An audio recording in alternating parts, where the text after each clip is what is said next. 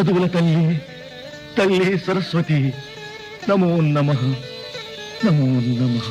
వెంకటనాథ, పూర్వజన్మ వాసన మర్చిపోయి నువ్వు విచారిస్తున్నావు వెంకటనాథ. కృతయుగంలో నువ్వు ప్రహ్లాదుడివి,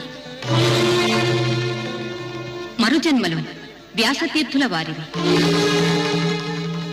కలియుగంలో రాఘవేంద్రుడివి. అవును వెంకటనాథ, నీ కర్మానుసారం ఏర్పడింది ఈ సంసార బంధం. కాని సన్యాసమే నీ గమ్యం. నీ కర్తవ్యం నెరవేర్చు.